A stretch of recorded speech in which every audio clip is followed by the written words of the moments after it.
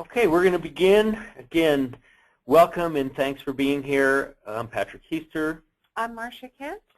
And this series has been, over the course of the last year, our attempt to share with our HR contacts in our client companies and some external companies our process of doing organizational development assessments and interventions. We get called more often than not when things are not going well in some aspect of the workplace. And our thought about this year is to share what we do, how we organize, finding out what the root causes are of issues in the workplace, and sharing our best practices, and also sharing with you all what are some of the interventions that you perform in the organization, and how can you learn, how can we share our best practices with you around what you're able to do in the workplace. So that's sort of the general overview. This is the series that we've done. We really started with talking about how do we find out about things in the workplace when they get stirred up, and then how do you begin to organize an assessment process, and then what do you do with that data was the last time. And today we're going to talk about the actual intervention. So once we've written a report, sent that report back, what are the steps that we take to have some constructive intervention in the workplace? Marcia, anything you can add? No, I think that's a good start. So the last session specifically, we talked about after collecting data in an assessment. So our typical process is that we do individual interviews with folks in the workplace to really find out what's working and what's not working in their work environment. So once we've collected all of that, what do we do with that data? Who should get the report of that and get the first blush at our analysis of the situations? How do we send that report in a useful way that helps people both learn and figure out what to do about it? How long might the process take, and what are some of the challenges in that? And so that's really what we talked about the last time to tee up today's webinar. Now, in each of the 4 webinars that we've done, we have followed some specific cases. And as we have different people joining us each time, we just want to do a quick summary of the cases. We've chosen 3 specific cases that we worked on in the past several years as examples of this. And so we're going to do, as we've done each time, and apologize to those for whom it's repetitive, but for new folks, we're just going to do the presentation of the 3 case studies that we've utilized. So we've also made these very general and generic so that it's not public information, so that those organizations are protected. The first case study that we talked about was a specific facility in an organization. This case study focused on a business that had multiple facilities. Each one had its own unique culture, which is part of the dynamic of the organization. So they were run somewhat autonomously and yet all part of a very connected organization that has grown and succeeded. In this particular case study, one of these particular facilities had experienced a high degree of turnover, especially in the leadership of that facility. The causes for the high degree of turnover were not completely clear. However, the executive team was very interested in understanding what was going on and what was the impact and the genesis of that turnover. They were aware that the turnover in leadership had had some negative impact on the staff in the organization and really wanted to know what they could do differently in recruitment efforts going forward, how to minimize turnover, and how to deal with some of the negative fallouts of those. So that's our first case study. And the second case study had to do with a service department that was unique in that there were 3 distinctive groups of employees. And they worked in a traditional hierarchical system that was based on title, education, and the level of expertise that they brought to the work group. And they had a number of different unresolved conflicts that were creating a lot of disparity and contention between different team members, and they were really struggling with how to resolve the conflicts. And this was also compounded by some systemic issues where it was creating constraints around workflow and productivity. And so we needed to help tease out what were the systemic issues and what were the behavioral issues that were adding to the problem. Just to add to that, we chose this case study because there were some very unique complexities in this organization to really consider in our intervention going in. And the last one was very unique to us in that it was what we would call evolving dysfunction. And so it started out being smaller in scope that had to do with some person-environment fit issues with one of the owners of the professional practice. And so we were initially brought in to consult with them to help them determine and assess if a particular owner was a good fit for the practice. What then became clear is that there were significant issues of dysfunction within the organization that included having an impaired CEO, out-of-date bylaws, unreconciled financials, and a toxic manager that was putting the whole company at risk for potential lawsuits. So this is not uncommon in that we get asked to do an assessment on one particular area, only to find out that there are compounding factors to the problem. So those are the case studies, and we'll come back to those when we talk about what particular interventions. And again, in each of the webinars that we've done, we've talked about specifically how we intervened in each of these cases. So today, we are focusing on what we're calling the action plan. So we've done, in each of these cases, we've done an assessment. We've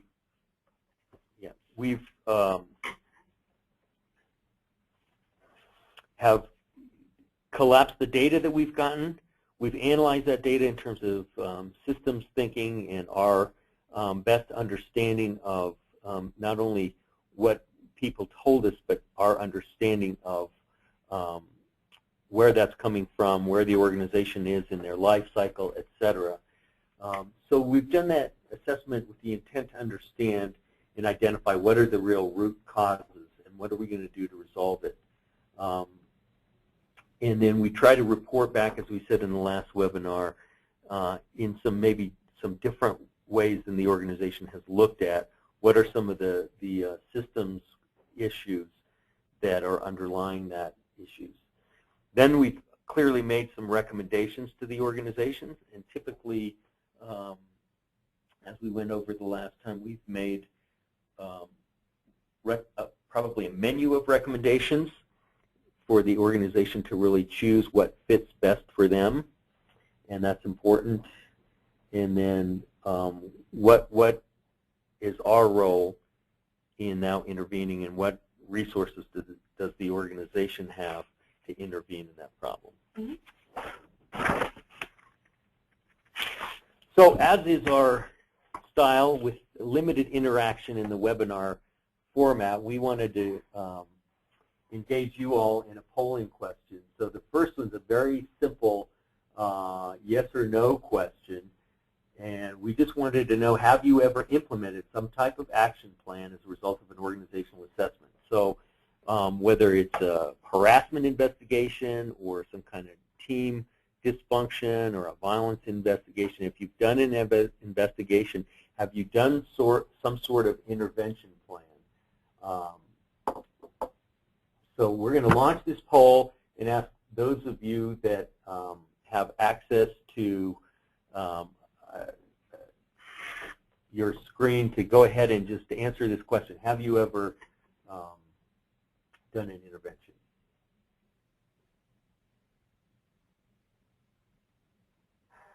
So I think we've gotten,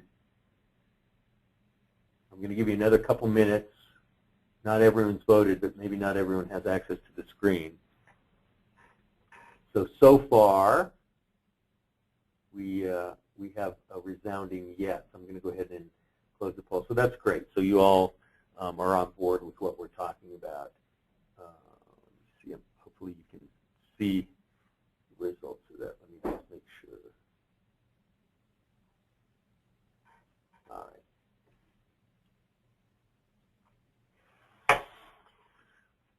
So now we're going to just launch into what are the steps in the intervention plan.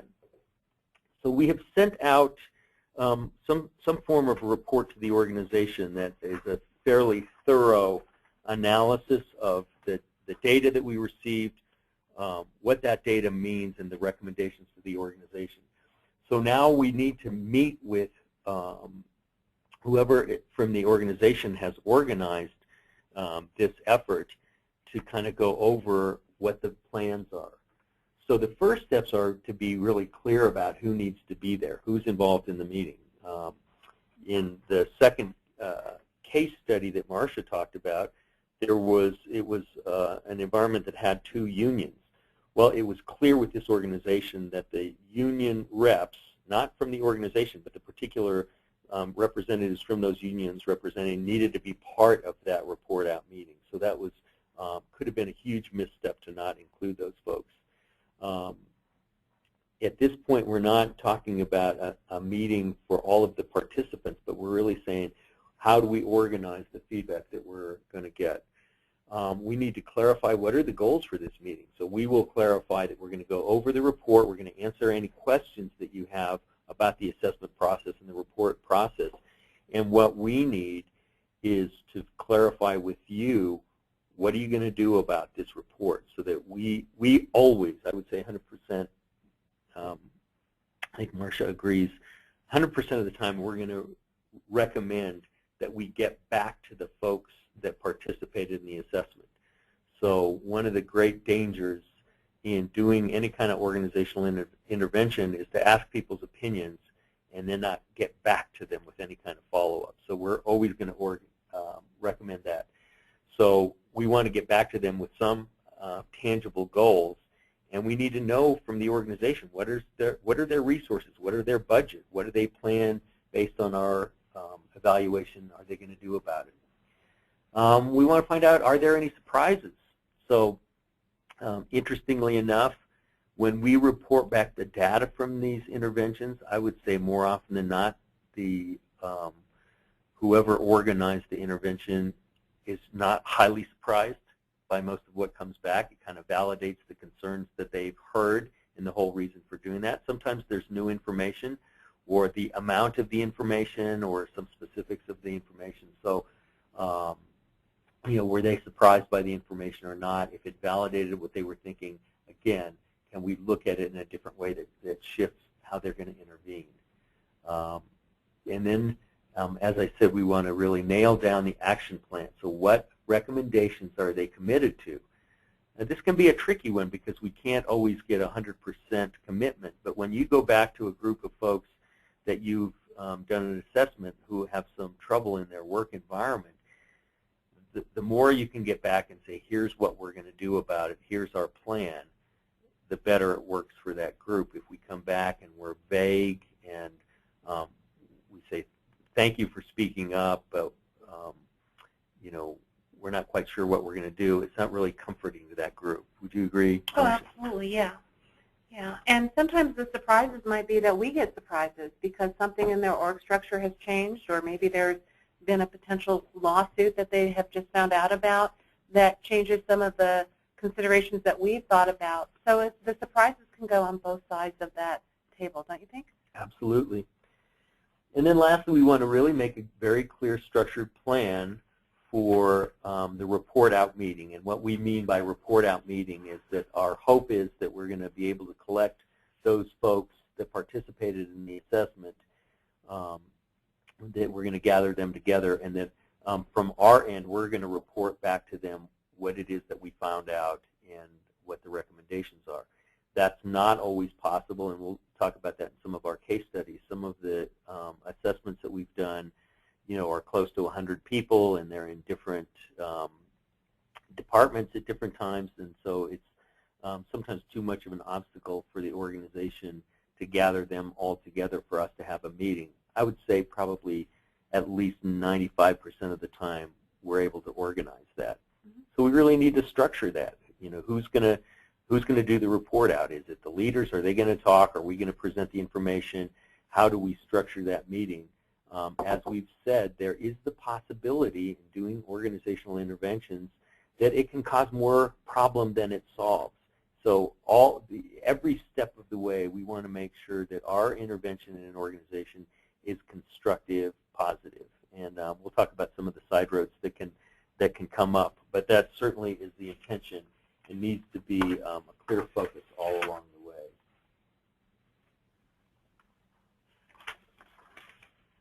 So what's going to be the format for what we're calling the report out meeting? Is there going to be paperwork? I think we mentioned probably in our last webinar that in general, we don't recommend having a written report to give to the participants. And that's because when you've written up some of the data and some of the sensitive issues that we found out in the assessment, you don't know what's going to happen with those papers. It's kind of like publishing something in the newspaper. And this is really a lot of times a particular team or department or facilities. This is a little bit their dirty laundry, and you're never sure, especially when people are in some conflict and contention, what's going to happen with that paper. There are some examples where that has shifted. We worked with an IT group, and the leaders of that group said, you know what, these people, because of their particular style, they need something in writing, and they need it ahead of time. You can't just kind of come in and do a verbal summary. They're going to need something on paper. So we wrote probably a one-page summary of the data and the findings that was disseminated to them ahead of time. And the organization might choose to do that in that case. I think it was useful. But the point of this is that you're never quite sure what's going to happen, and we need to treat these issues sensitively. Right. And the other point is that the work that we do, it's not a one-size-model-fits-all. That every time we work with a client organization, we need to understand specific nuances, what the needs are for introverted staff members, as Patrick pointed out. Giving them time to process allowed for a much more fruitful and robust conversation when we met with them. So we always approach this as a blank canvas, and as a consultant, pay close attention to the needs of that client. There are times that we may need additional meetings before we actually do that report out, again, to put as much effort as we can into that being a constructive meeting. So there could have been shifts and changes in the work environment. There could have been turnover in between the time that we've done the assessment and by the time we get it back to the report out, that there's some significant shifts, and that we need to find out more about those shifts, or we need to be planful and mindful about that. Again, I think I said this, but we're going to really clarify our roles, who's facilitating what's the agenda for the meeting. Again, how do we make this comfortable and constructive for the participants? And then we want to really think about, and again, this is something that comes through experience, to head off any potential obstacles. So who are going to be the specific people that are there? There's some people that are not, that are significant, either informal or formal leaders in the group. How much information do we want to share? So sometimes we'll get a good example of this. We may get some very specific information about an individual. Might be a manager, might be someone in the work group. And we need to be careful about, since we're presenting primarily anonymous data, we need to be careful about what specifically gets shared and what the organization is going to choose. There are times that we've gotten specific feedback about, let's say, an individual or two who are kind of toxic in the workplace, and we might just share that in general and then do a specific follow-up meeting with those individuals to give them that feedback in particular, but we're not going to name them or identify them in the report-out meeting. There are times that there have been a certain conflict identified that's like the elephant in the room, and everybody knows about this particular situation, and so we'll identify that. But again, we're going to honor the privacy of those in the assessment process. We try to really help people have some reasonable expectations about what's going to happen and what the resolve are and what to expect from the process. Marcia, want to say anything about psycholinguistics? Right. Well, and one other note on the quick resolve. Sometimes people think that our role is to eliminate certain specific individuals from the workforce, and that in their mind is the only way to resolve the problem. And so they might be expecting an outcome of this assessment would be to have somebody terminated. So we really need to manage that expectation that these aren't quick fixes, and that there's all kinds of recommendations to help a group move forward. The piece around psycholinguistics is using language that resonates with people, that has meaning to people, that is understandable. Patrick and I can use certain words that we have a common point of reference because of the work that we do as professional consultants, and yet that might not translate effectively to the group at large. So we want to be sensitive to the language structure and to not embellish things to ignite, but to put things in a way that's grounded, that is relatable for the audience that we're talking to, and that makes sense. Then finally, this seems obvious, but there's some subtle concern. The report out should be constructive. As I've said, we really need to think about this process as something that's aimed at helping the situation get better, no matter what, that's the goal. So it can be a tricky balance because we need to come back and we need to be honest about what people have said. And sometimes people have said some pretty disastrous things. Our morale is horrible. It's in the toilet, and the leadership is terrible. And so there's nothing but sort of negative, almost negative commentary. So how do we reframe that in a way that gives people hope and optimism? And so we need to be honest, because if we go in and we minimize the level of distress that we've heard about, people don't give us any credibility. They don't think we've really heard them. So we need to acknowledge that we've heard them, we've heard the problem, and somehow always keep that in a constructive, moving forward kind of light. And I would say that no matter what we do, if you're doing an internal harassment investigation, I mean, sometimes there's nothing more negative than that, how do you get back to people in a way that acknowledges distress but frames the outcome and the intention in a positive way? So then now we get to this report out meeting where we're meeting with the folks that have participated in the assessment. So we're going to have to re-clarify, redefine the goals. Why did we ask all of your opinions? Why did we come in the first place? We need to really make sure that everyone remembers it, because it could have been a month ago, or it may have been even longer than a month ago when we actually started this process. What was the intention? We want to really thank people for their participation. And then we want to validate the data. And I think in general, Marcia, I'd be interested in if you agree that people in general, if we are able to present the data in a way that is constructive but realistic, there is some resolve from people that we've heard them. And there's some resolve, and I think there's a sense of relief. There's a collective sense of relief when we can get together in front of a group and acknowledge that their pain has been heard, that their concerns are that they're in a position where their concerns will be addressed, that we make the white elephant visible. And I think there is a sense of relief that the challenge is helping reassure them that something will be different about it this time if they've done something similar in the past. But there's resolve and relief, I think.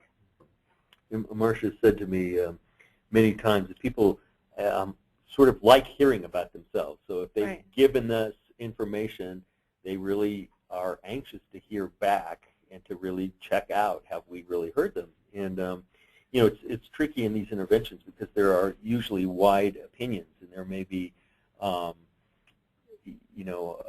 number of people that are have a really negative view, let's say, of management or leadership in particular, but some people have a positive view. How do we validate that? How do we honor those extremes, and that we're going to tell them that this is really generalized information?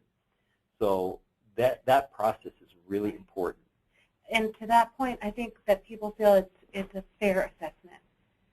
We sometimes come into work groups where there's perceptions of favoritism, where there's a division between us versus them, management versus the employees. They might assume that we are siding with the the management. And so that sense of neutrality and unbiased reporting out of the information is really important. Just one interesting story in the second case study that we're working with that Marcia presented in the what we called the service group. There had been some attempts previous to us to work with this group, and one was actually an organized attempt from labor to come in and do some training on labor issues. And there was a fairly serious misstep that we heard about from the person who was organizing this intervention attempt, who kind of came in and just shared with this group right away, "You are dysfunctional." And that reverberated and basically alienated people to the point that it was helpful for us to recognize people's sensitivity around that. And so just to be clear that if we're going to work with this group ongoingly, we have to feed back whatever information they gave us in a way that builds our relationship with them. So you always have to think about building the relationship. Again, hopefully we have gotten clear on what the essential recommendations are so that we can say, here's our recommendation.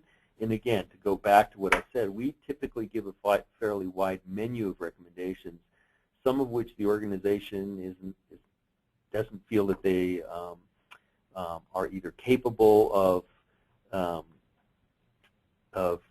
budgeting for, or don't have the resources for, or don't think it's the right fit. So we want to make sure that they've chosen the recommendation so that we can share, here's what the commitment is.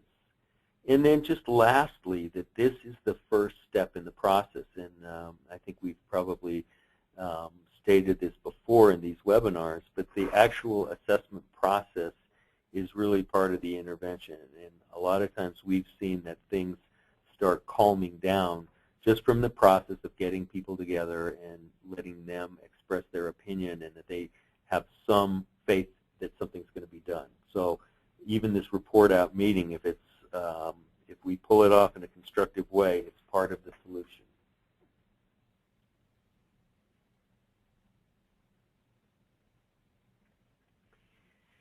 And then we want to check back with the organization after that to do a recheck. So we want to allow some time, find out what were people's reactions to the meeting, to the information. Have there been any shifts? Are there leadership changes, or is there turnover? Have there been any shifts and changes? Oftentimes there are and have been, sometimes unrelated to the assessment and sometimes related to the assessment. Are there any particular concerns that have come up since we've done that report out meeting? And are there ongoing questions from people that we need to answer?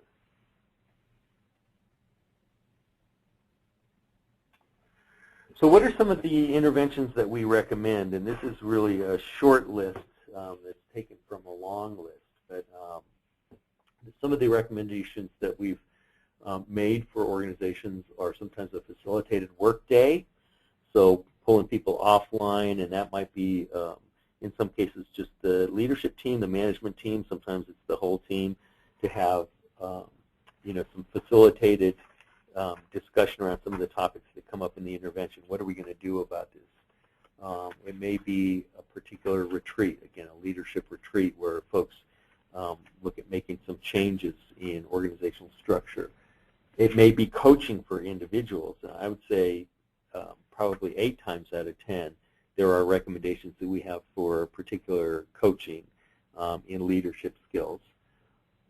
Sometimes we've really focused on sort of the throughput constraints in the organization. What's making it difficult for people to get their work done? And that we'll then come back and do a constraint analysis to really see where are the bottlenecks, where are things slowing down, how can we create better efficiencies.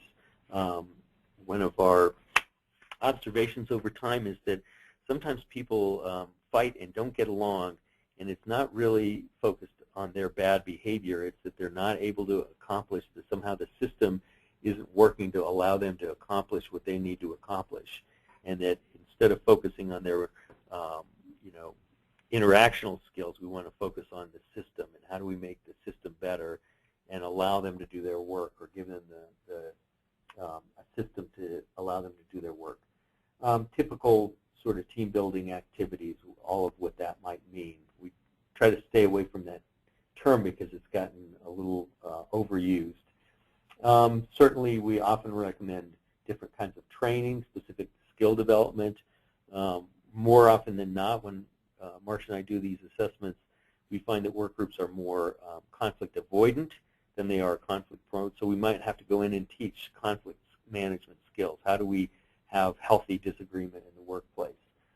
Maybe communication training. It may be a variety of different kinds of skill development that is part of the assessment. And then on up to really reorganization. And that's probably more rare than common, but sometimes organizations are really willing to look at, again, that system issue and that we just don't have efficiencies, and we're going to reorganize how we do things altogether.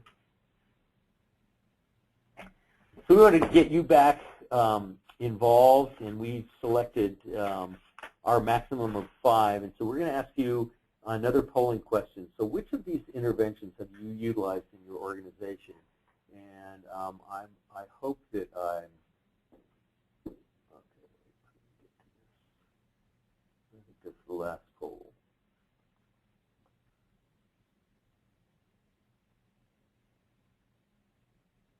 All right.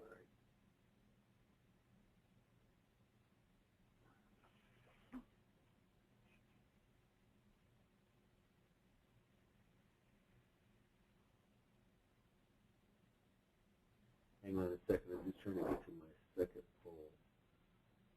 Here we go. All right. Hopefully you can see which of these interventions have you utilized in your organization, and I think this is select all, so you don't have to choose one. So we've just picked these 5: team building, training, a facilitated retreat, reorganization, or others. So if you're able to, please participate and let us know what you've done in your organization.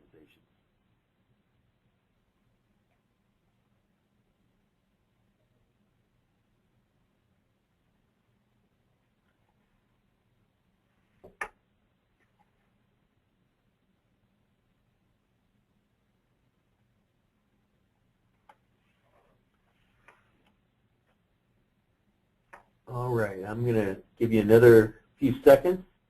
We've got about half of the people only have voted. And what I'm seeing is that it looks like none of the above. So let me see if I can share this now with you.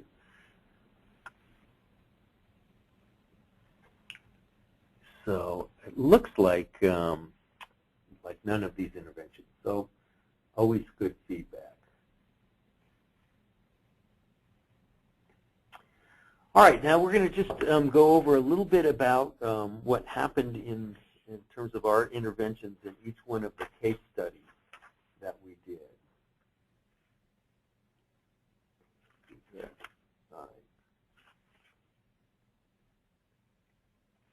So in our first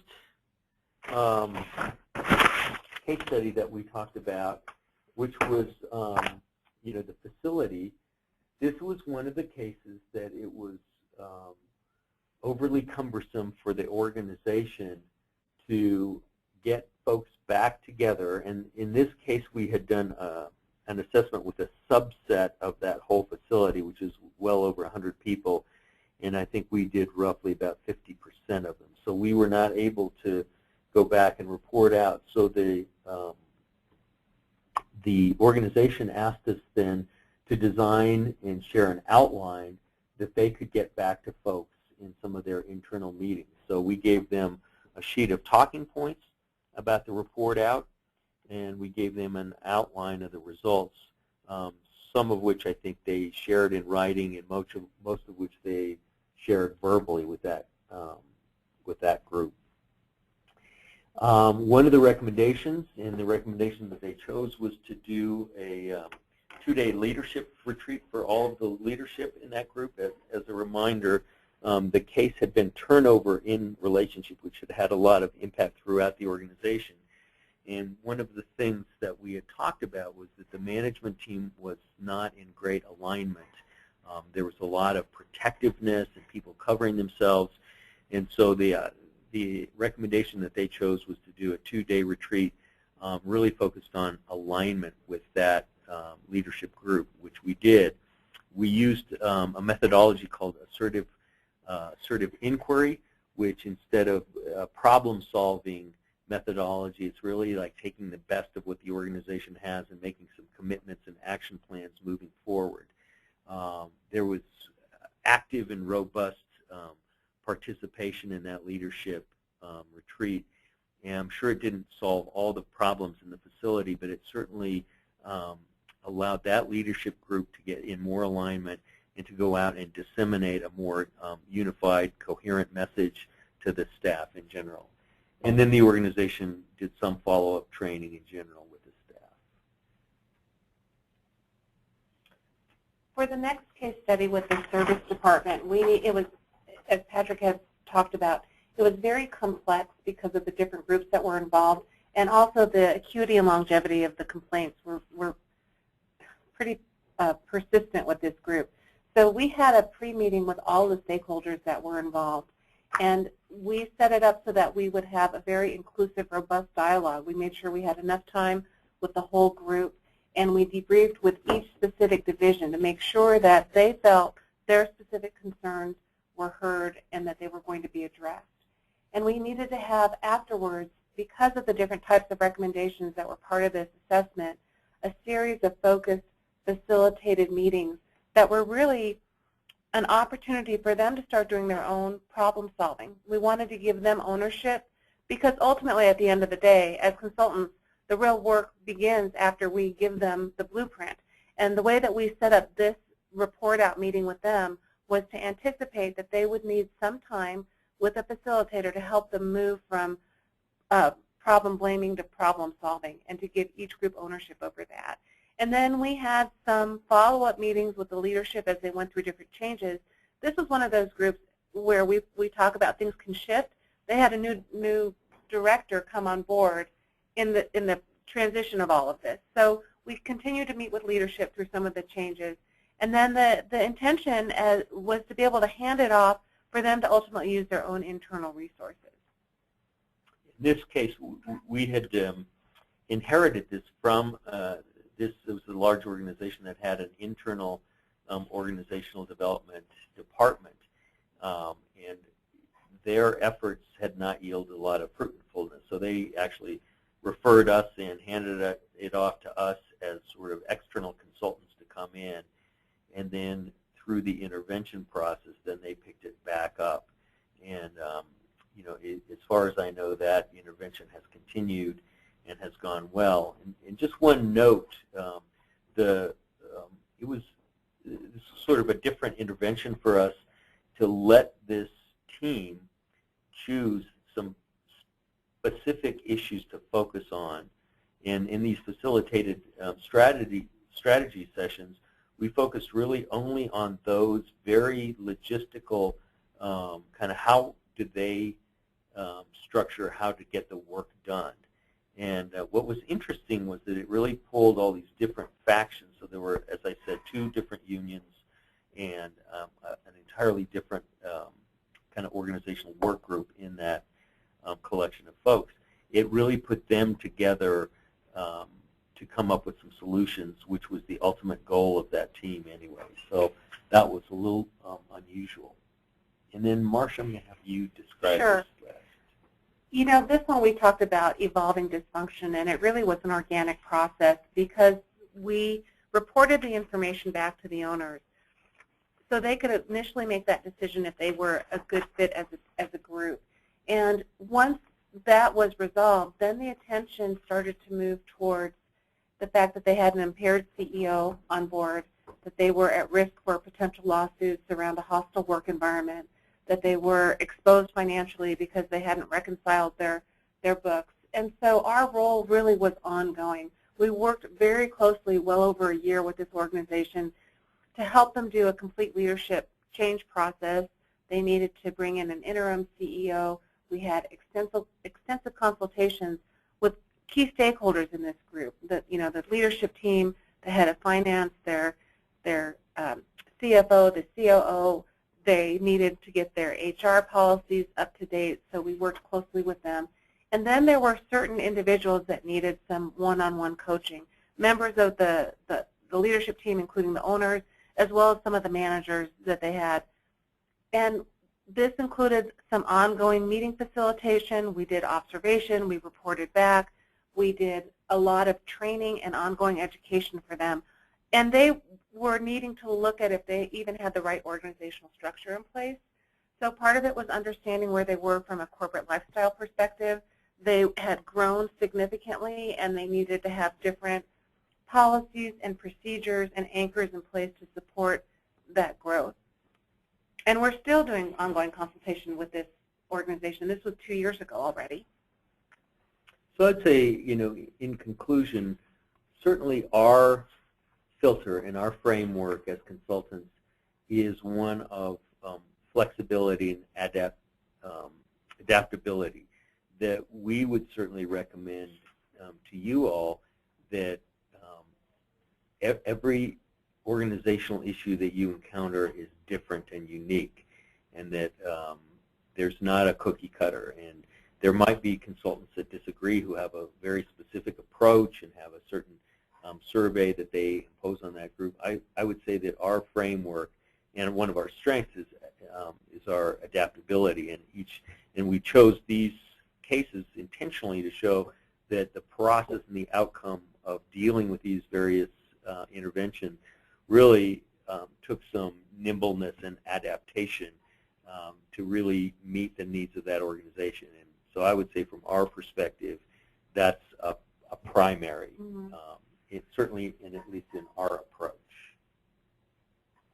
One thing we wanted to share with you about the meetings is it's really important as a consultant to be able to expect the unexpected. We can go in with a general sense of how we think the meeting is going to go, and oftentimes our preconceived ideas are completely shattered in that it's not, I mean, this is the exception, not the rule, but there have been meetings that have completely imploded.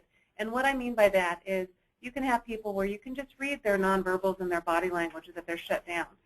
We try and manage the expectation that the report out meeting is an interactive dialogue. We want to have a robust discussion. You can tell when people are apathetic, resigned, or indifferent just by their body posture. And oftentimes we're not the first consultant that has come in. So it's understandable they might be skeptical or critical. And those meetings, it's very hard to get people engaged. And so as a consultant trying to facilitate, we might get some mixed messages from that group. The other thing that has happened on occasion is not only have meetings imploded, but they've actually exploded, where we've had people start making significant accusations against one another, pointing the finger, blaming, lashing out, and I've even had one meeting where one of the leaders literally stormed out of the meeting. That's in 14 years of doing this, that's only happened once. It's just one of those things that you need to be forewarned or have an inoculation against, that it could happen. I've had other meetings where half of the participants started crying and shut down. They were so impacted by it, they just couldn't have a conversation. They just needed time to process. So just be aware that anything can happen. You don't really know what you're always walking into.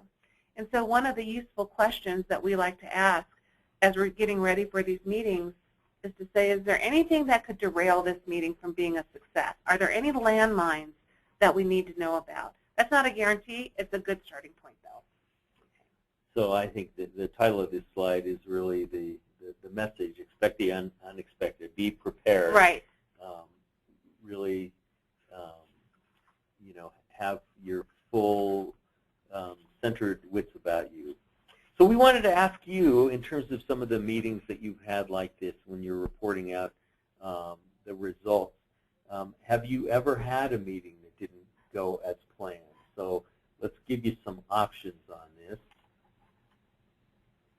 And the options are: have you ever had a meeting that imploded, exploded, that went off track somehow, or have they just all gone perfectly and according to plan? So we'll wait a minute and see if you can vote on these.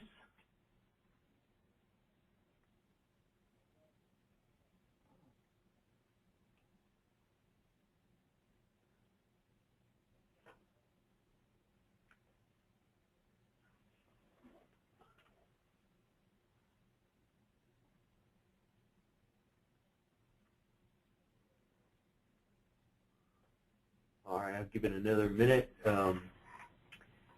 I don't know if I'm seeing this clearly, because once again, it looks like of the people that voted, none of the options, so it must be somewhere in between unless I'm not getting this. So I'm going to go ahead and try to share what we've seen.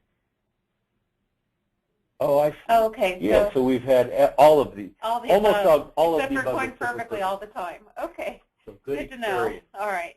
Thanks. So what happens when a meeting gets off track or implodes or explodes? As a facilitator, you've got a couple of skills in your tool bag, and one is to help refocus. And that's really important to remind people to clarify what the intent and purpose of the meeting was about. It's not to solve everything. It's not even to get into problem solving. It's just to report out the information and to set up an expectation for next steps. Sometimes, because the issues are so complex and there's a lot of interdependencies, we'll be overt about we're going to create a parking lot. We anticipate that people are going to bring things up that are important, and we don't want to lose sight of those. So we'll acknowledge the importance of it, put it on the board, and commit to further action. And that way people can settle back down, know that it'll be addressed, and we can continue to move forward.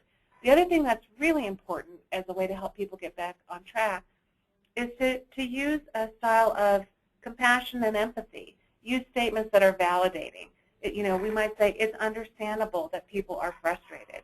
It makes sense to us that people have some fear and trepidation about some of the changes that have occurred. We might share a third-party story to say, we work with another organization that went through something similar as a way to help them feel more comfortable with the fact that they're not alone. They're not the only group of people that have gone through this. So affirmative statements allows them to know that you're paying attention, to know that you're listening actively, and that can help settle people down. Is there anything you want to add to that, Patrick? Yeah, I was just thinking about one particular instance, so I think I would definitely agree with everything Marcia said, and also be prepared and to know when to set appropriate boundaries and limits. Mm-hmm. So one of the dangers in this process is that there are sometimes certain informal leaders who are vocal, monopolized, and we had a particular situation where in a report-out meeting, there was somebody who was really monopolizing the meeting, who really saw themselves as an informal leader. Now, interestingly enough, we've gotten a lot of feedback about this person that other people didn't view as much of a leader as they thought they were in particular, but literally said, and this was sort of a union environment, and in that sort of mindset, this person said, this is our meeting. And I think how we got things back on track was to, not to challenge that overtly, but to really say that it was their meeting, but we were running the meeting, and that it was really that we were in charge of the meeting, and we needed to hear other people's opinions as well.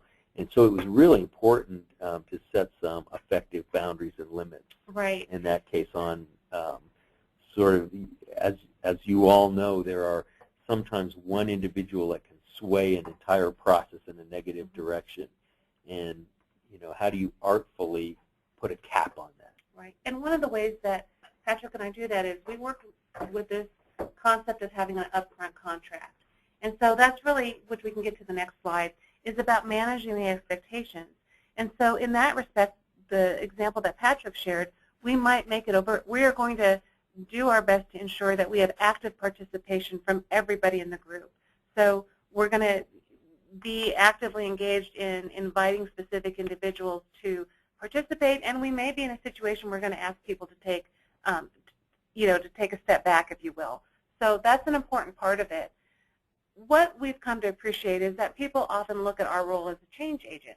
I mean, we're coming in to address a problem. There will be ideally some change as a result of understanding what that problem is. It's important to understand that a lot of times we bump up against a sense with the lack of trust that the process will work, that it's really going to be different this time, that they don't trust that it's even safe to share information with us. They don't trust that they might not be, there might not be a sense of retaliation as a result of sharing the information. So sometimes people really have trouble just trusting the change process. It might tap into their fear. We've talked about negative behaviors that come out of loss of control, loss of community, or confidence. So the change process might be difficult because people have some fear-based thinking that as a result of this assessment or intervention, there will be a negative impact. It's not uncommon for us to bump up against frustration. Yeah, we've heard this before, empty promises. You needed to be here 6 months ago.